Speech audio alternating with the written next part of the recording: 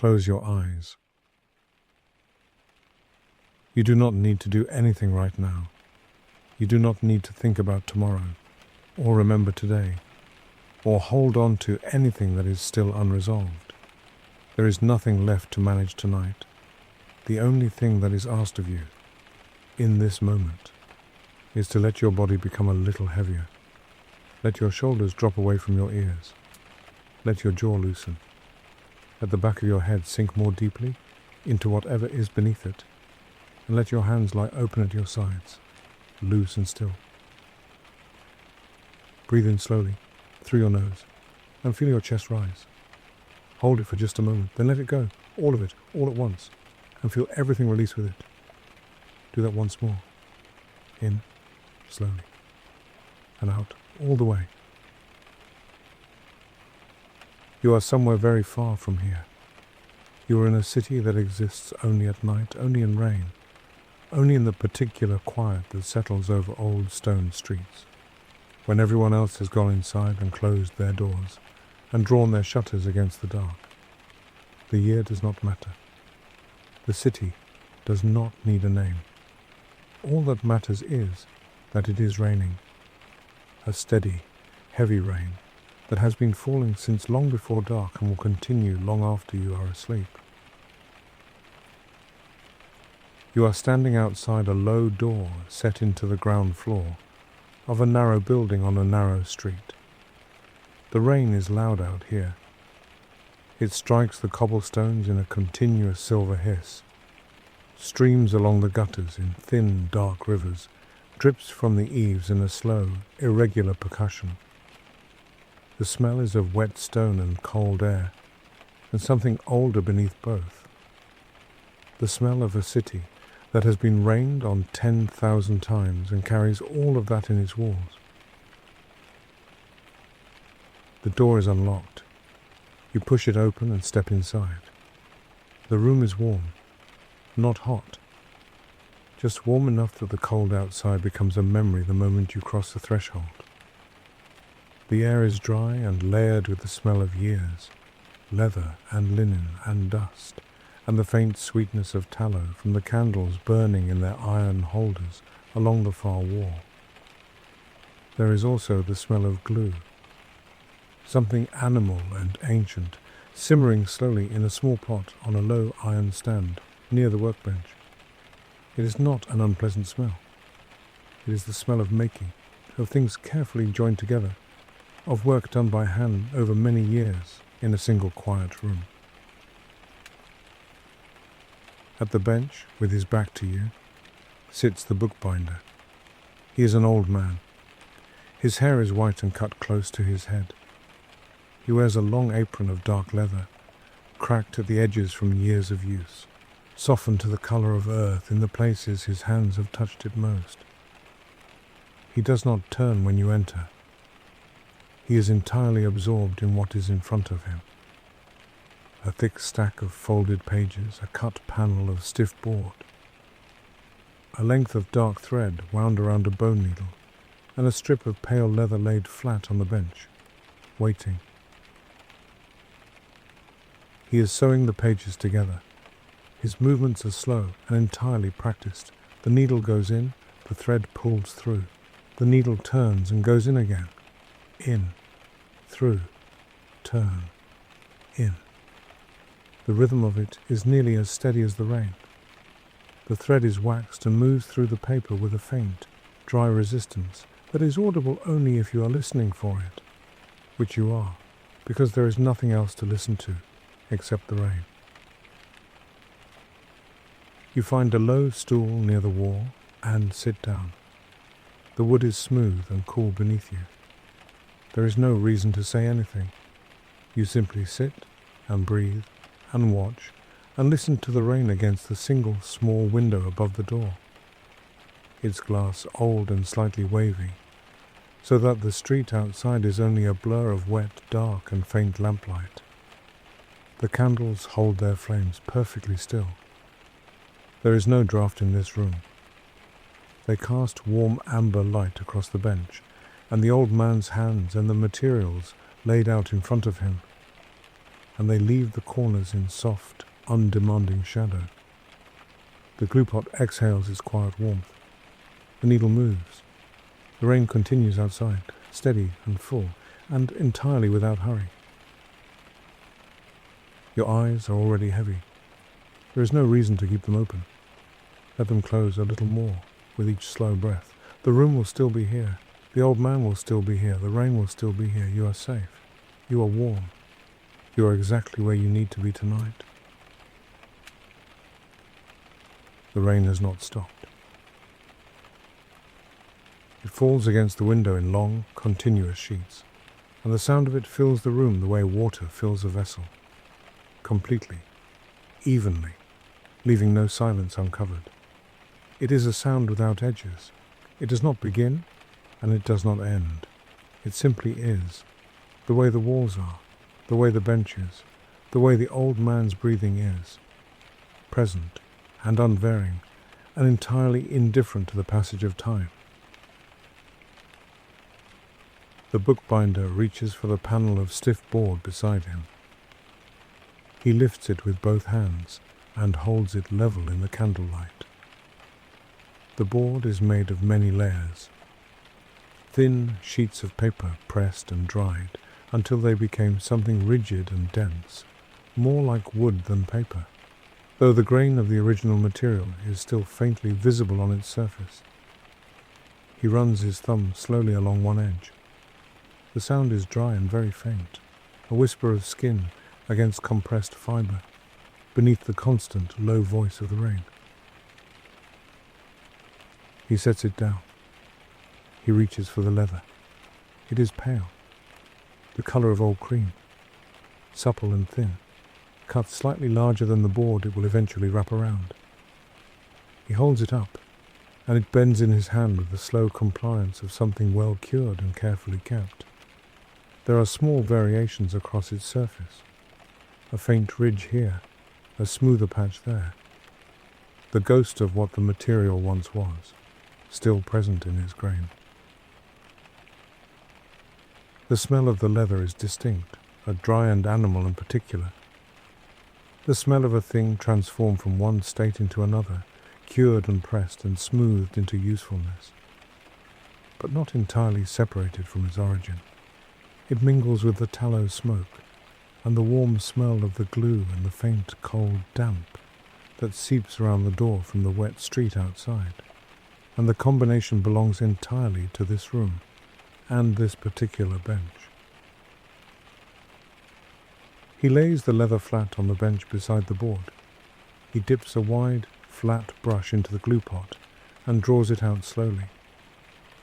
The glue clings to the bristles in a thick amber thread and drips back into the pot. He holds the brush above the board and begins to spread the glue in long, even strokes. Working from the center outward, each stroke deliberate and unhurried, covering the surface in a thin, even coat that catches the candlelight with a faint shifting sheen. The sound of the brush is low and soft, a slow dragging of wet bristle across the compressed surface, repeated in patient parallels until every part of the board is covered. He sets the brush across the rim of the pot. He lifts the leather and places it over the glued board with the quiet confidence of someone who has performed this action so many times that it requires no thought at all. His palms press down from center to edge, slowly and firmly, smoothing out any air between the surfaces. The leather darkens slightly where the glue reaches through, deepening from pale cream to something warmer and slightly translucent at the edges. He folds the excess leather around the edges of the board, creasing each corner with his thumbnail. A slow, precise fold, one corner, then the next, then the next, then the last. The sound of each fold is almost nothing.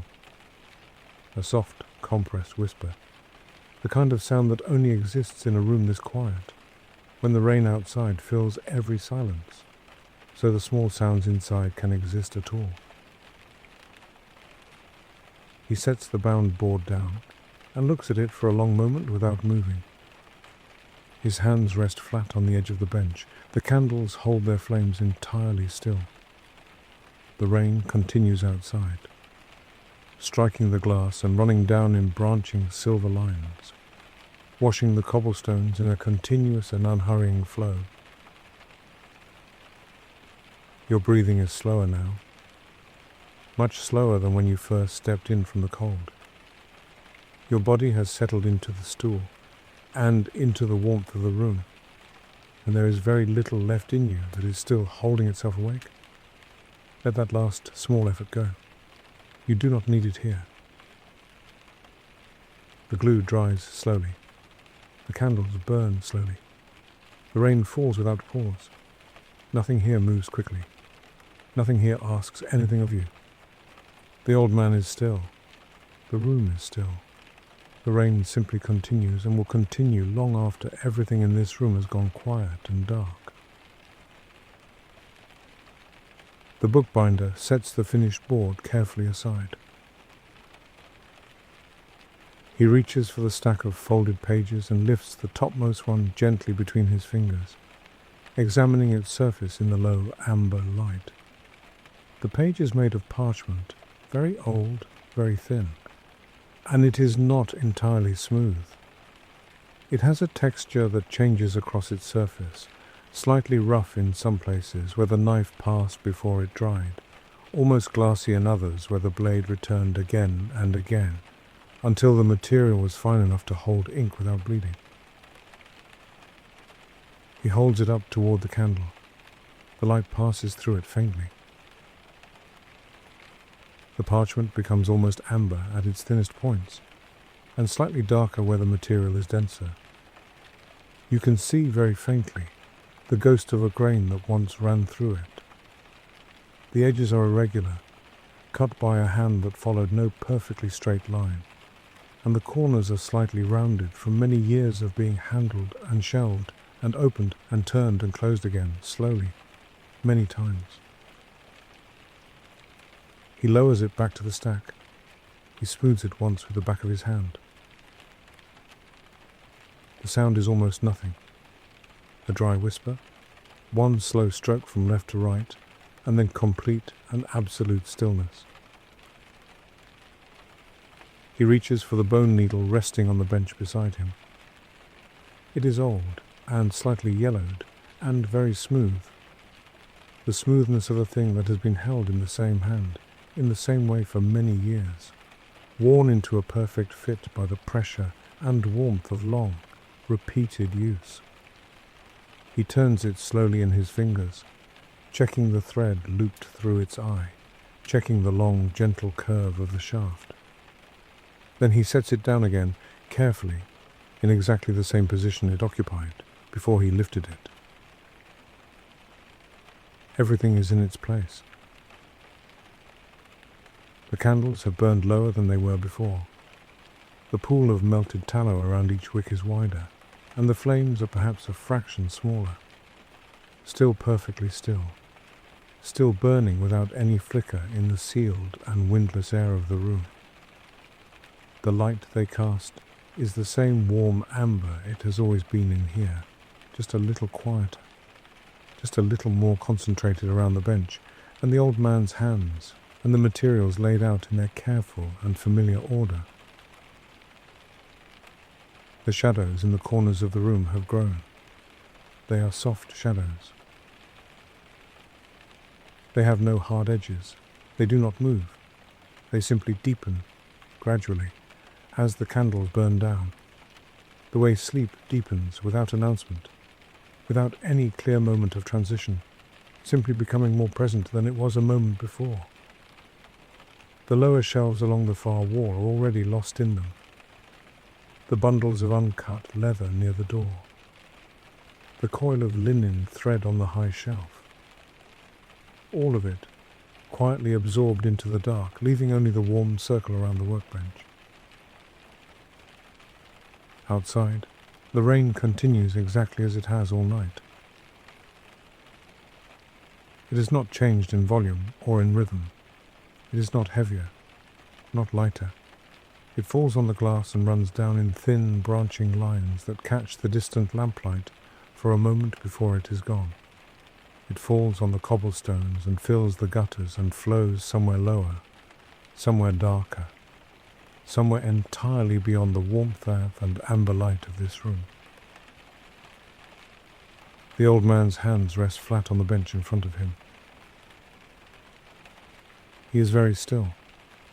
He looks at nothing in particular, or perhaps at everything at once: the bench, the tools, the stacked pages, the finished board, the small pot of glue cooling on its stand.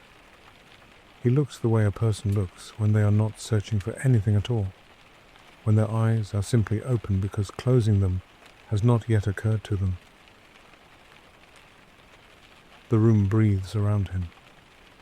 The rain breathes around the room. Your own breathing has slowed to something very quiet. In. A long pause. Out. Each breath a little slower than the last, each exhale releasing something. Some last small tension. Some final resistance you did not know you were still holding somewhere in your body. There is nothing to hold on to tonight. Nothing that needs holding. Let it go. All of it. The candles are lower now. Much lower than they were before. The flames are still perfectly still, but smaller, drawn down close to the tallow, burning with a quieter and more inward intensity, casting their light in a narrower radius than they did at the beginning of the evening. The circle of amber warmth around the workbench has contracted slowly over the course of the night. The shadows beyond it are deeper and more complete than they were an hour ago. The bookbinder has not moved for some time. His hands rest on the surface of the bench, palms down, fingers slightly spread. They are very still. The skin on the backs of his hands is thin and marked by years.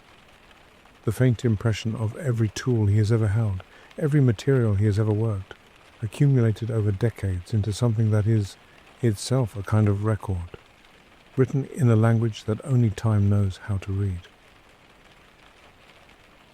The glue pot has stopped steaming. It cools slowly in its iron stand, thickening without sound, becoming denser and less fluid, returning gradually to stillness after the long, quiet work of the evening. The wide brush rests across the rim where he left it. A single dried thread of amber glue connects the bristles to the interior of the pot, catching the diminished candlelight in one tiny, fixed point of warmth. It will be there in the morning, exactly as it is now. The rain outside is everything now. It fills the room completely. Not loudly.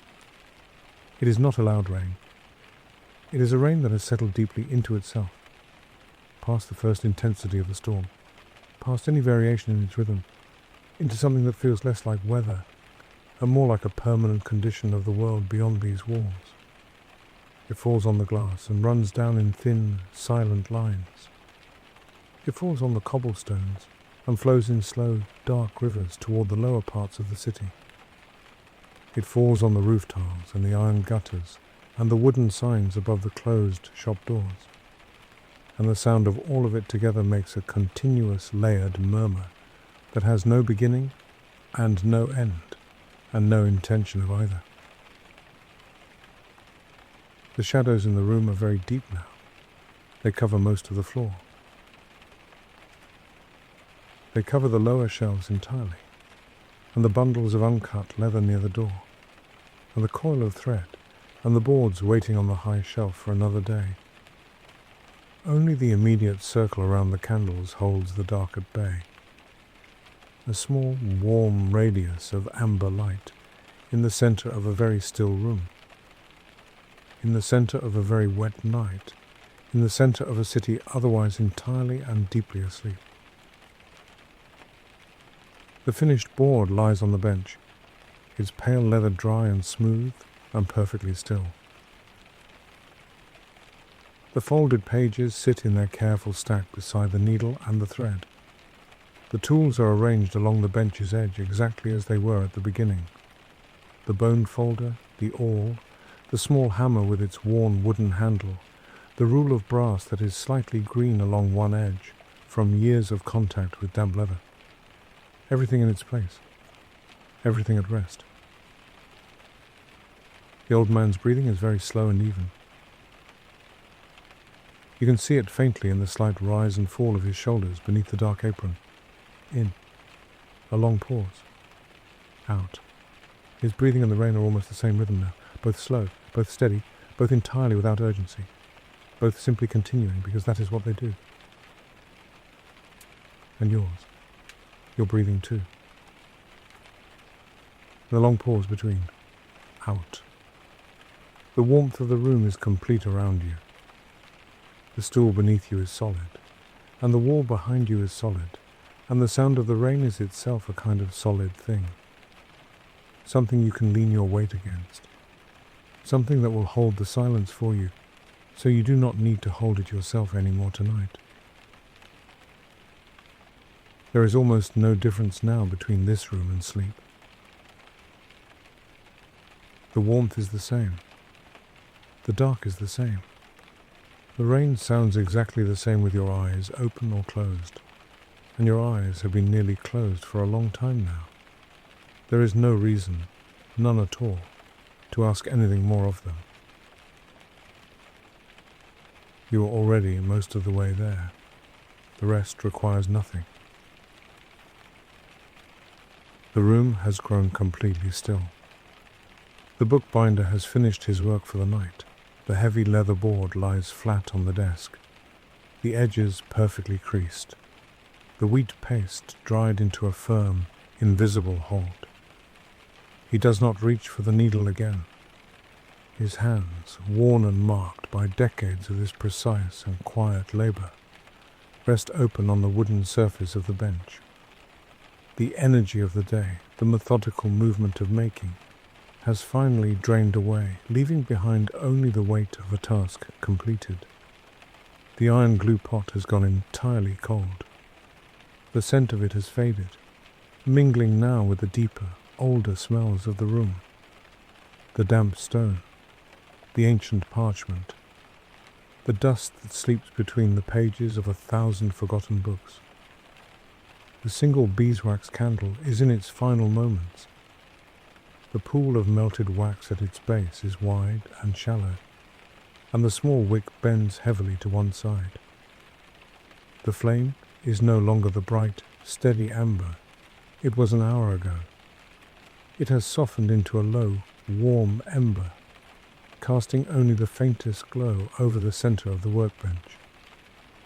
The rest of the room has been willingly surrendered to the shadows. The tall wooden shelves have vanished into the dark. The corners of the ceiling are gone. The heavy oak door behind you is invisible. There is only the dark, wrapping around you like a heavy, comforting blanket, sealing you away from everything that exists outside this quiet space. Outside, the rain has not changed. It is the one constant thing in this night. It falls against the thick, wavy glass of the narrow window in a steady, unending rhythm. The sound is a continuous rush of water over stone and slate, a heavy liquid curtain separating this room from the world. You can hear individual drops striking the glass. A soft, blunt drumming that immediately blends into the larger roar of the downpour. You can hear the water rushing through the iron gutters, tumbling down ancient pipes, pooling on the uneven cobblestones of the empty street below. It is a sound that requires absolutely nothing from you. It fills every empty space in your mind, washing away the lingering thoughts and remnants of the day. The bookbinder closes his eyes. He does not move from his stool. He simply allows the quiet to take him, breathing in the slow, even rhythm of a man who is entirely at peace with the night. His breathing merges with the sound of the rain, in and out, slow and deep. You feel your own breath mirroring his. The air enters your lungs, cool and clean, and leaves your body carrying away the last traces of tension. Your shoulders sink deeper. Your hands are heavy and completely relaxed. The chair supports your weight effortlessly. You are no longer holding yourself up. The candle flickers once, very gently, a final, silent movement, and then it simply goes out. The room is instantly plunged into absolute darkness. There is no shock, no sudden fear. The darkness is soft, thick, and deeply welcoming. The faint, ghostly blue light from the street lamp outside catches the edges of the rain on the window panes, but it does not reach into the room. You are suspended in the perfect, heavy quiet of the dark. There is nothing left to see. There is nothing left to do. You are drifting now, carried on the slow, dark river of the night, sinking deeper and deeper into the quiet. The rain sings you down into the dark. Sleep is here. It is easy. Let go completely.